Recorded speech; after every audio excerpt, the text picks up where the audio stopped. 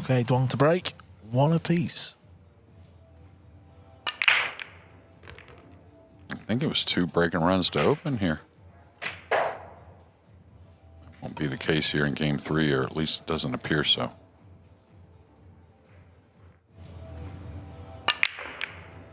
And that familiar cue ball arcing below the 9.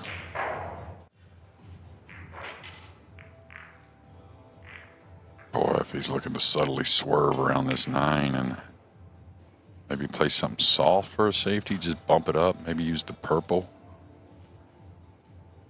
Nice cueing low, so maybe he doesn't have to swerve, just hit it right in the face.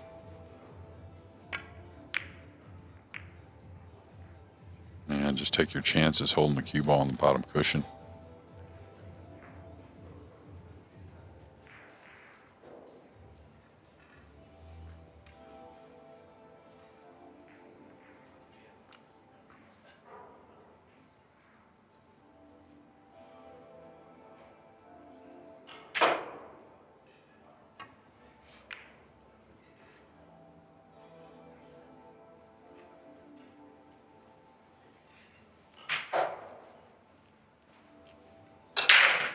Yeah, Johan Cho, he'd have a go at the blue 2 here.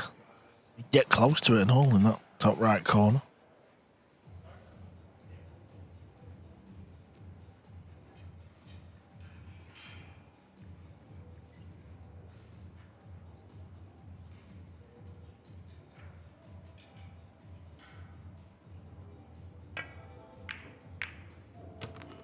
We talked about that earlier with a similar shot. I think it was by Tyler Steyer, that sometimes you leave the player just the piece they need. Get after the make. What do you like at that shot, JJ, when you played? Was you good at that, like, real extreme thin cut? Not bad, yeah, not bad.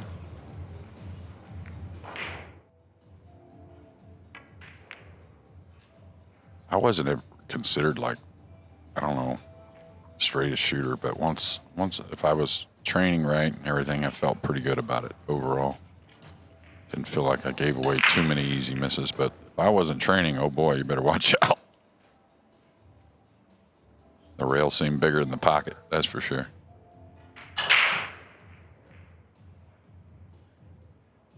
All right, he's gonna get a collision here. Oh, I thought he'd get a little heavier off the purple 5s. Not sure how much Huang would like this 3 ball, but he likes to attack like all the great players.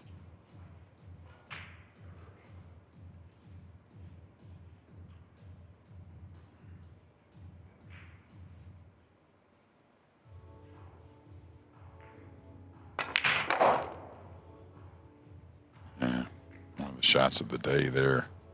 Really good powering through, holding the 9 on both sides.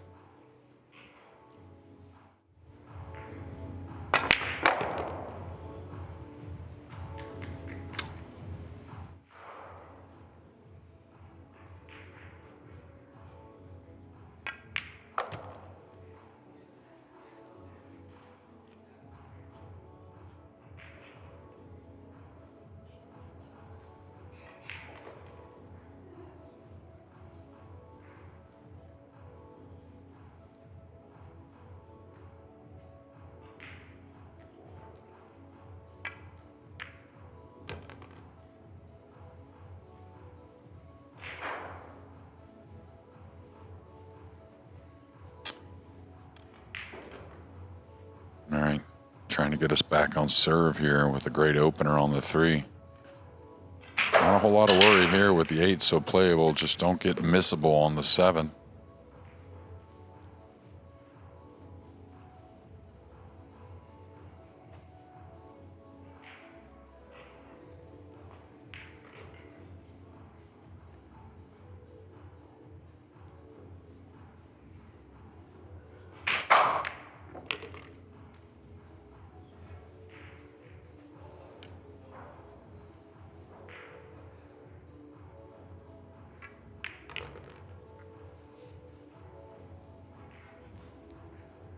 And the routine 9 in the lower right for a 2-1 lead.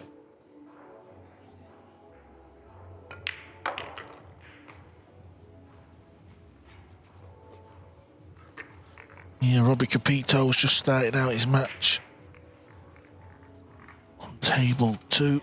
Played a real nice set earlier on here on centre court against Sanjin Perlovanovic, where he won quite easy in the end. He's playing Edward Koyunjun. This is what he's faced with in the opener.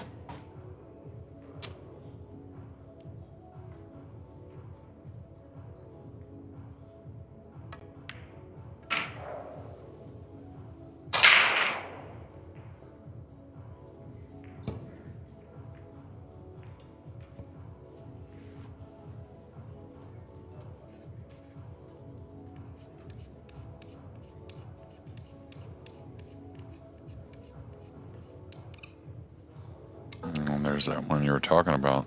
Didn't expect that miss. Maybe the jump cue.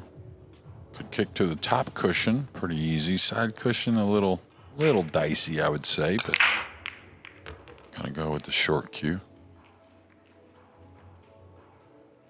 Yeah, another good break there from young AJ.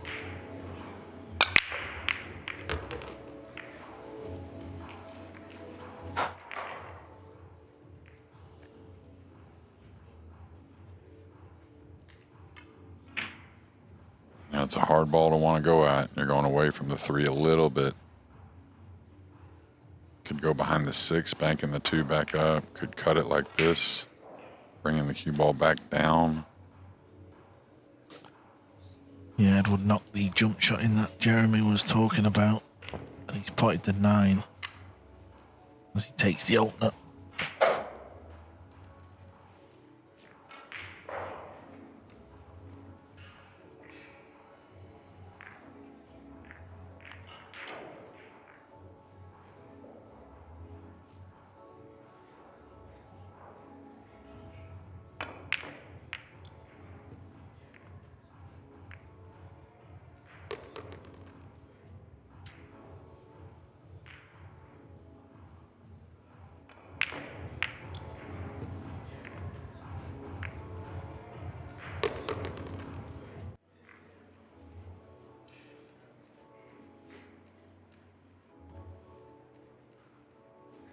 Yeah, these are the shots that have puzzled a few of the players here.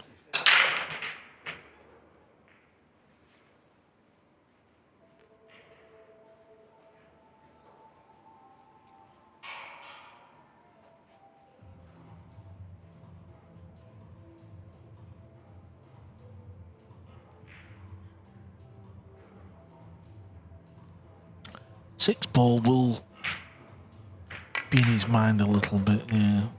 Kind of threw his cue at that a little bit. He's going to get away with one. Yeah, and seen a little body movement from Duong today that you don't normally see. Or you steal with the body usually.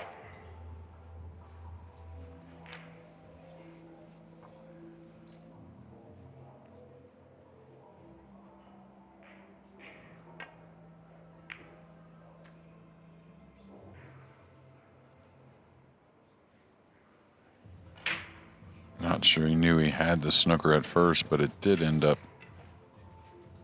as an eclipse behind the pink 4.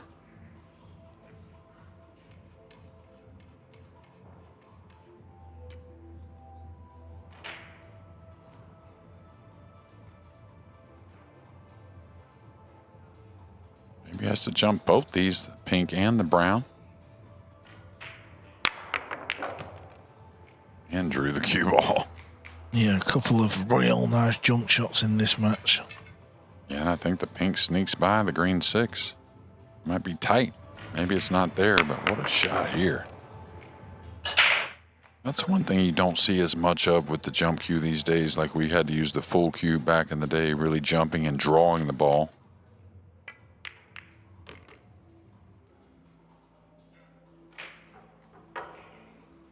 Yeah, I know these sort of modern day jump cues now, the players have got all kinds of sort of extensions and they seem to be getting a little longer, don't they? Obviously the tips, I'm sure they're a lot harder now than what they were back in the day. Yeah, and I think the carbon fiber makes a big difference. Just all the science put into the equipment these days. There's a lot of genius people on the sidelines doing great work.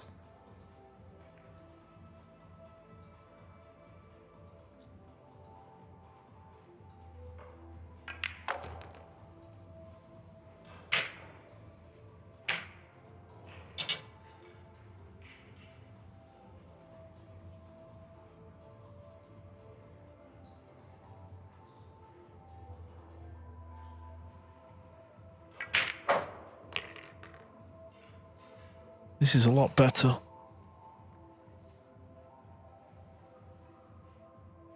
Wasn't at the races again, sure, was it?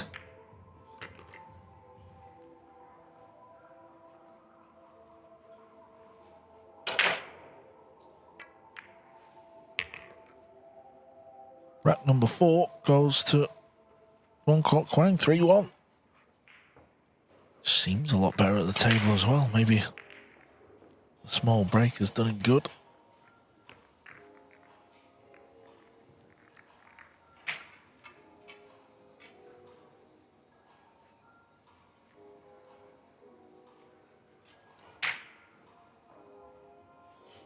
Obviously, Vietnam's such a big territory for the game of 9-ball. When we went to the Hanoi Open a couple of years ago, we've seen things we probably thought we never would see, Jeremy, there with the crowd, especially on finals day. Yeah, I mean, that event again later in the year, and you just wonder, especially when they start producing so many good players, which they will. It's just a numbers game and so much interest in wanting to get it done. You know, you might feel that arena in the next couple of years. I'll tell you, on one side, they had close about 3,000 this past year with another 500 outside. Yeah, and the crowd understood the game as well, didn't they? The oohs and the ahs and certain shots. There'd have been a few hours in Hanoi after that break. Cue ball finds the pocket. Yeah, and that was way thin. There's always kisses on the scratch, it seems, but when you get it down there by the corner or when you hit it too thick and the cue ball's coming one rail towards one of the sides, that scratch is on you. You had a chance to get a little separation, up 3-1 and breaking.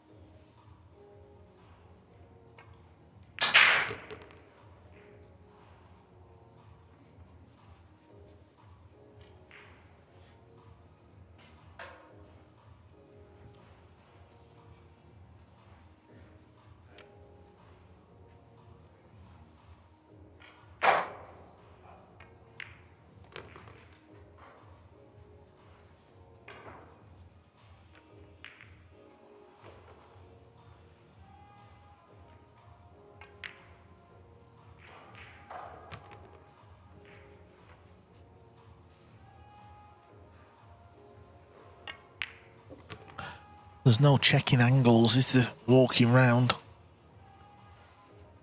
He knows when he's down on the shot. Just get it over here near the 7. I'll deal with it when I get there.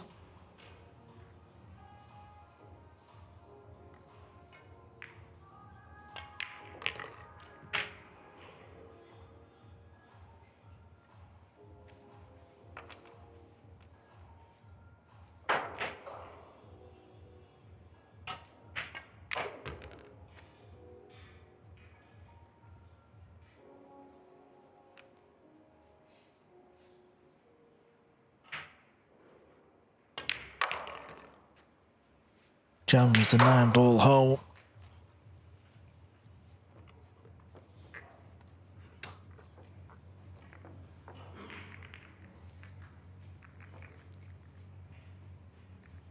Near the scratch on the break. Bangkok Quang. Okay, ball in hand, and what seemed like less than a minute, the rack was on the board. Yeah, this is table 2, still 1-0 to Edward. Seems like he's jumping at the 3-ball. Jeremy, do you think you would have enjoyed playing in a format like this? The PLP? Yeah, the PLP, where you've got, 15 games in a big round robin. Yeah, I think so. I mean, I was kind of traditionally known as a little bit of a slow starter in matches, but that'll shore that up quickly. Can't be starting slow in these races to 5. But yeah, I think so. I mean, equal opportunity with the break, of course, which makes sense in these short races and so many matches, round robin stage. So, we played round robins when Matchroom first got a hold of the World 9-Ball Championships there in Cardiff. We played with 8 players and 4 would advance. Yeah, I remember watching that back in the day. It was always in the summer in England. Oh, it was awesome. In Cardiff, actually. Yeah, never went to Cardiff, actually.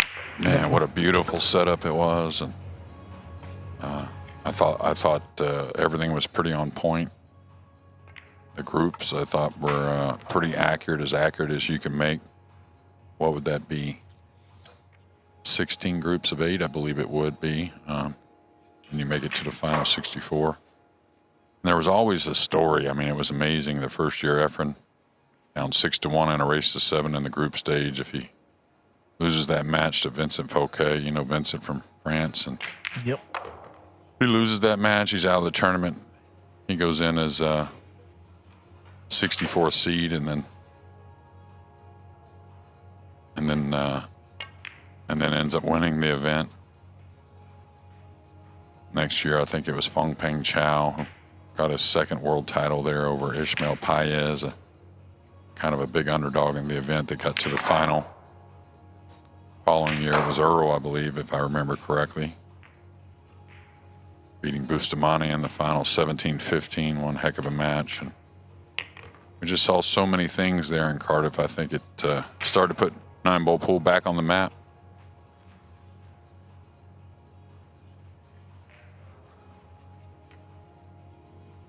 Yeah, I just always seem to remember it was in the summer of England, and we used to be in Blackpool at the English 8-Ball World Championships. It was always at the same time, and often we'd go upstairs into the lounge area and it'd be on the big screen TV.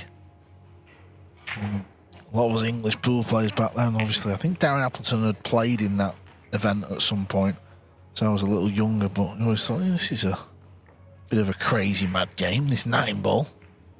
Yeah, and it first time I ever laid my eyes on Dennis Akulo, he was in my group. Maybe that was 2002, I believe it was, something like that. One of the last years it was in Cardiff before it moved on to Chinese Taipei and then on to the Philippines.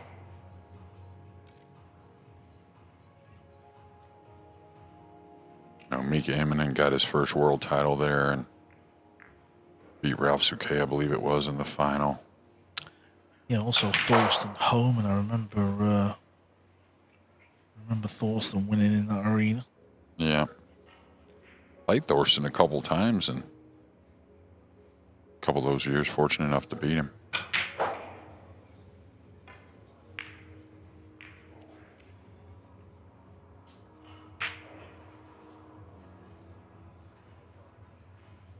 The Freezer giving us his lottery picks for what would be 2027, I believe. Yeah, he come darting over. I thought we'd done something wrong at first, JJ. He come darting over. It's like 4 years. AJ Manas will be the best in the world. Oh, that cue ball just opened up.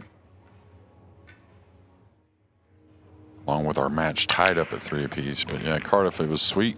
We got to play Celtic Manor. Sun's out till 11 p.m. Play your matches, tee off at 6. Beautiful thing. Nice life if you can get it, Jeremy. Yeah, I was really kind of praying that Cardiff would, even though I'm a big fan of moving events around, big events especially, but if it makes sense, but I thought it might just stay in Cardiff forever in July. Part Welsh, good old Jones, good old Welsh name. And the crowds always seem to be there? Was that the case?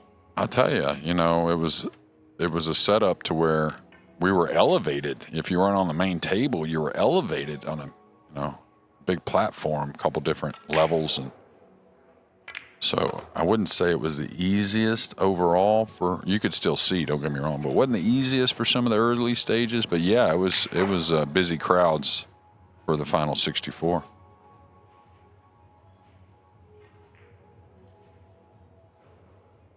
course, Steve Davis made a couple incredible runs at that event.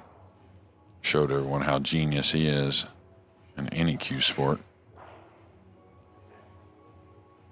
Not only he didn't dog it, that's I think the main thing that Steve was so good at, just under pressure, but in a 6 months' time, he seemed like one of the best tactical players in the game, pushing out or whatever it may be. But you ever remember the match with him and Efren? Pretty incredible. I think it was the semis maybe, or quarterfinals maybe.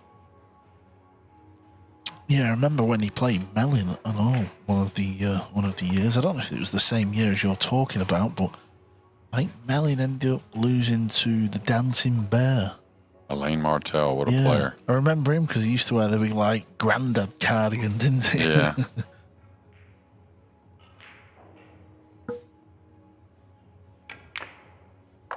All right, feeling better for sure.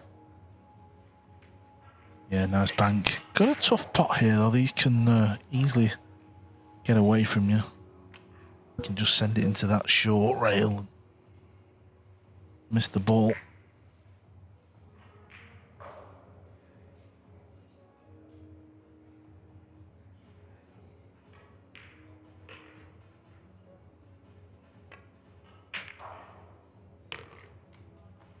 Amazing. Looks like a completely different player.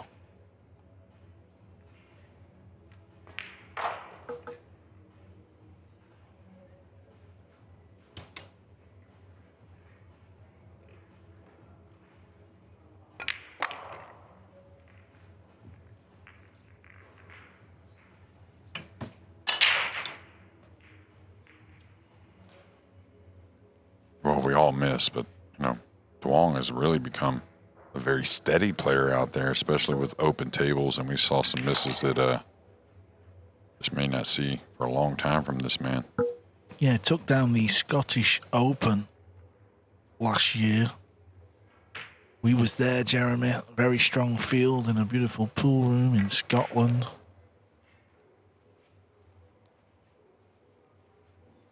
Pool room's actually owned by Jason Shaw's sister and brother-in-law, McGoldrick's Pool and Snooker Club, or Sports Lounge, whatever it's called. It's definitely McGoldrick's, I know that. And the Rams to 9-0. This match has been played at a real nice pace.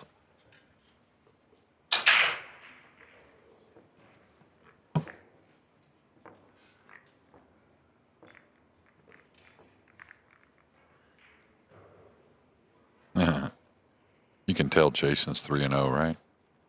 Hanging out, hitting a few more balls, getting everybody what they want, water, soda. Yeah, sending the drinks over.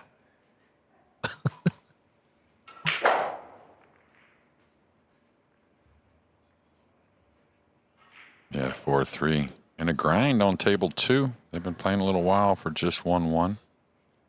Capito and Koyanjian.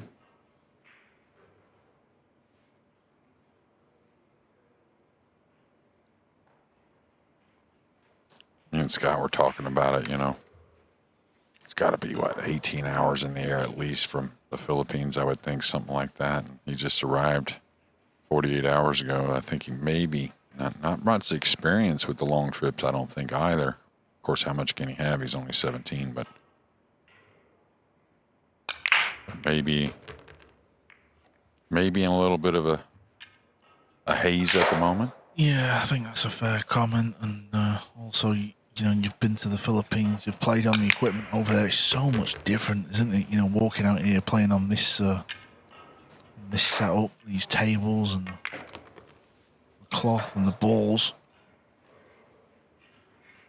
Yeah, it seems like if there's not a whole lot of spin involved, I think he's just been really on point. Just occasional ball with a bunch of spin gets him. Maybe the deflection. It's so pure, right?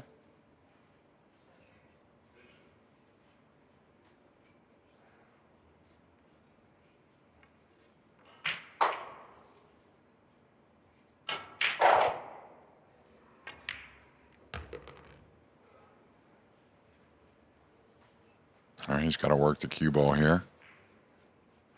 What we all love to see.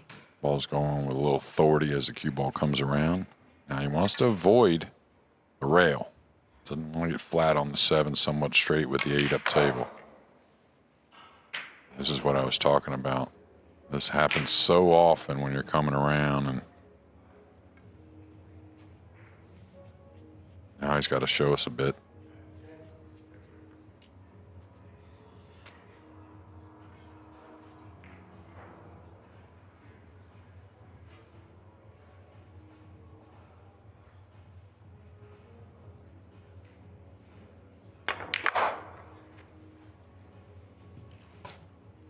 Seems like it's the best he could do. Just leave himself this shot.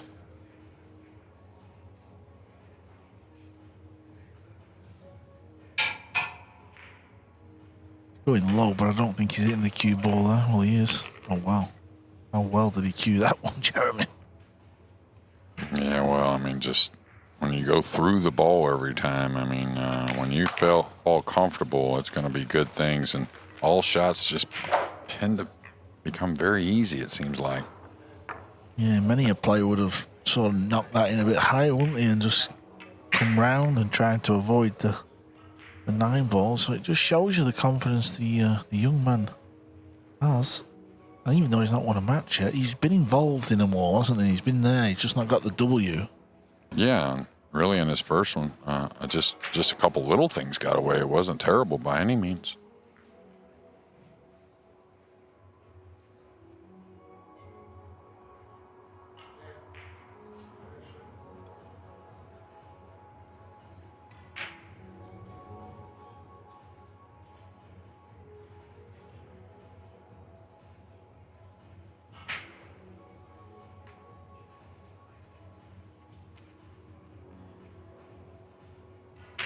Okay, Twong's going to be breaking.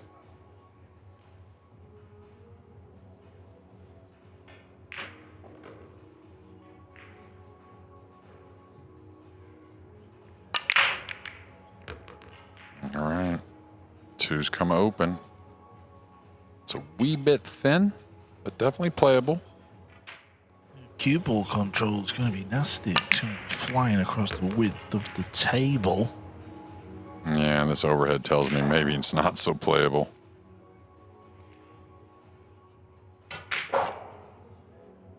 Both players playing for their first point of this year's tournament.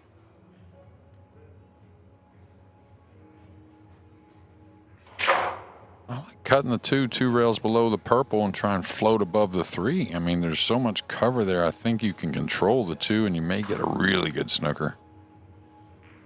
May not be there, though. Not bad. Not bad. I mean, you got to consider himself a favorite from here.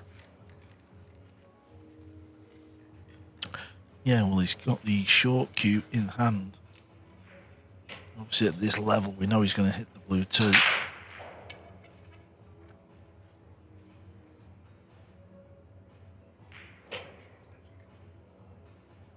And even though, you know, you look at an FSR, right? Former world #1 not long ago. Even look at Federer, who's what now, 20, is he 26? Around that, Yeah. Mid-20s. Kachi, who's still 25, maybe? Yeah, another one mid-20s, aren't they? Yeah, but just look at all the best players are young, you know. I mean, our sport is young as any, but, you know, not just AJ, but so many other youngsters right behind him. What are they thinking? What's the next crew look like? Whew.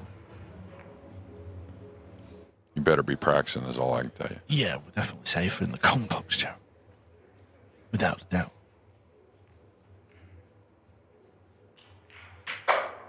Yeah, well, you know, we look at each other sometimes and we watch some of these matches and it makes us think, man, we should maybe be playing out there. And then we're easily reminded lack of oxygen to the brain there for a moment at times. Well, Scott Frost had a go, didn't he? He played in the European Open. Dusted the cue down, screwed it together. Yeah, and, you know, it's nice to get the heart going, though. Freeze ain't done. This is coming back in front of him, maybe.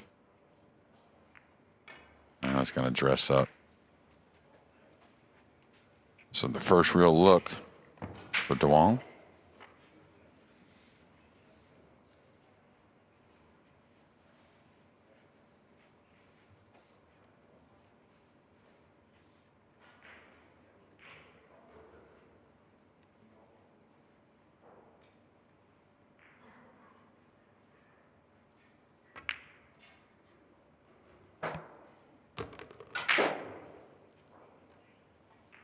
Just perfect. He can just use one cushion to come out. Wants to get, I would say, pretty straight on the pink 4. Just to screw back off that to get to the 5. Last task, get up to that green 6 in a few shots. That's a little light. Shouldn't be, you know, I wouldn't say too much of a problem. There's got to be a little concern with the cue ball movement. And with all that room, I thought he could handle the above angle a little more than the behind angle like he's fallen. So I thought he'd be a little more aggressive with the cue ball. Just because he was so tidy on the red 3.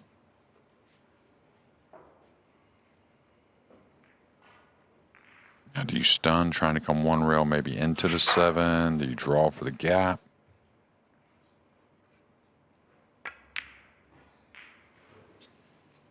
Well, when it mattered, Jeremy, he's missed another ball. Yeah, and I don't know. I think that's just really comes back to the 3 ball. I mean, when you're in good position, you stay aggressive to stay in very good position on the next ball. You know, when you get a little out of line, that's when you kind of pull back on the reins a little bit. But I think the shot on the 3 is what has promoted that miss on the 4 as much as anything. All right, again, be mindful. You got to stun a little bit, it looks like. So be mindful of getting straight on the 6. He's going to fall a little straight here. Better get below it. Oi.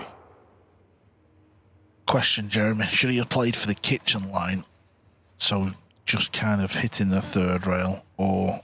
No, 100%, yeah. Yeah, especially the 7's so accessible. You know, if the 7 somewhere else is different, but when it's accessible, get that quick position and watch out. You may get snookered. Now, is this easier bridging, I guess, than on the rail? I guess so. We did improve in that department. Yeah, fair shout. Got to psych himself up for this one, though. You would never imagine the cue ball's going to be here on the round 7 when he started this clearance. Yeah, you got to stay heavy on it. Easy to overcut. That's pretty pure.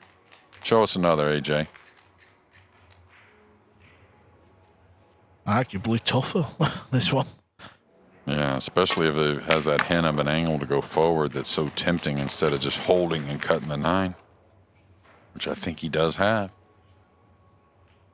No, he's holding or drawing even.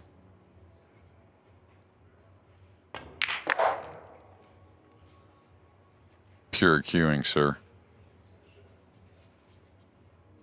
Scott Frost said 4 years. He's trying to take it back. It might be 2.5. Well, he's got to knock the 9 ball in yet, Jeremy. He's knocked 2 wonderful balls in. But it's 3. What a finish. What a rack for the young Filipino who's flown halfway around the world to be here for this year's PLP. He beats Don Kwok Kwang 5 racks to 4.